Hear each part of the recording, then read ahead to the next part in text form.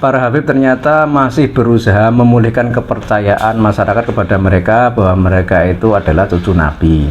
Dan ini ada contoh video. As'alukum alaihi ajran illal mawaddata fil qurba. Qul, katakan hai Muhammad kepada semua umat-umatmu, umumkan kepada mereka semuanya, la as'alukum alaihi ajran.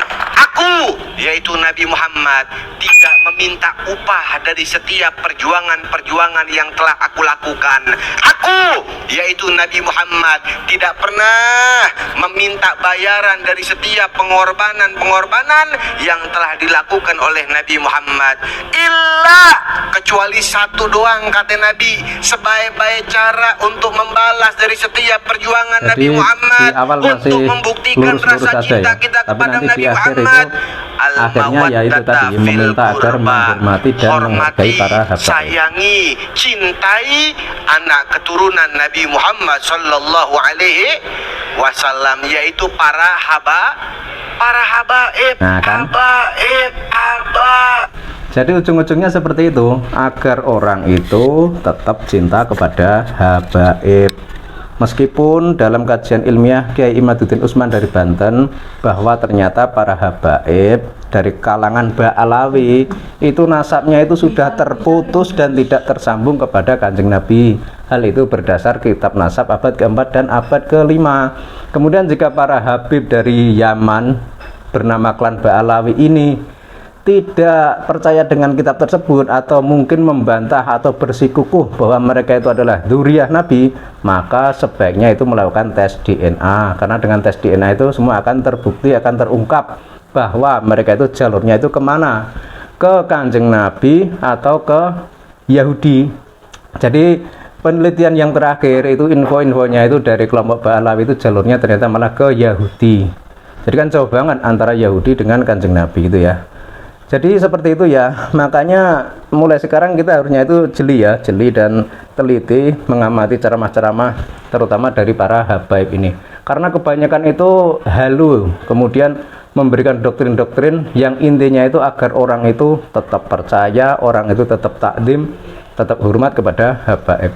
Padahal kalau kita mau melihat sejarah masa lalu ya, sebelum datang para habaib ini di Nusantara ini sudah banyak sekali ulama, kiai, pahlawan yang sangat hebat-hebat betul. Kemudian dengan datangnya para habib dari Yaman ini, seolah-olah pejuang-pejuang di negara kita, ulama-ulama itu kan namanya agak tergeser ya.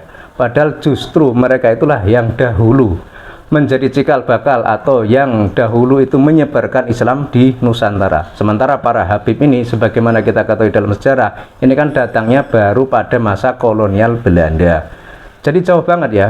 Makanya sebagai generasi muda itu harusnya kita itu bijak dan teliti, dan kita pulihkan kembali sejarah nenek moyang kita, sejarah leluhur kita. Jangan sampai ulama-ulama pribumi Nusantara yang sudah banyak berjasa untuk kita semua ini hilang atau tenggelam atau tertutup dengan munculnya kelompok habib dari kalangan Ba'alawi. Kalau para dzurriyyah Kanjeng Nabi dari jalur Wali Songo itu kan sudah terbukti bahwa mereka itu dahulu juga pejuang kemerdekaan yang gigih melawan penjajah, yang gigih mengusir penjajah dari bumi pertiwi. Namun kalau untuk kelompok Ba'alawi itu ada juga tokoh namanya Habib Utsman bin Yahya, yang itu konon katanya juga anteknya Belanda, dan dia juga memberi fatwa haram orang pribumi melawan kepada Belanda, sehingga bisa dikatakan bahwa antek company itu justru menghalang-halangi perjuangan rakyat Indonesia untuk melepaskan diri dari penjajah. Jadi istilahnya itu secara tidak langsung mereka itu mendukung penjajahan. Ini kan sudah tidak nyambung dengan ajaran Islam, padahal Islam itu sangat melarang penjajahan, sangat melawan perbudakan, sangat melarang kasta. Nah ini semua ternyata diterapkan di negara kita di Indonesia. Makanya ya itulah, karena mungkin para habib itu sekarang lagi panik karena sudah tidak begitu dipercaya oleh rakyat Indonesia, makanya melakukan berbagai cara untuk memulihkan kepercayaan rakyat kepada mereka. Namun nampaknya hal itu sulit terlaksana.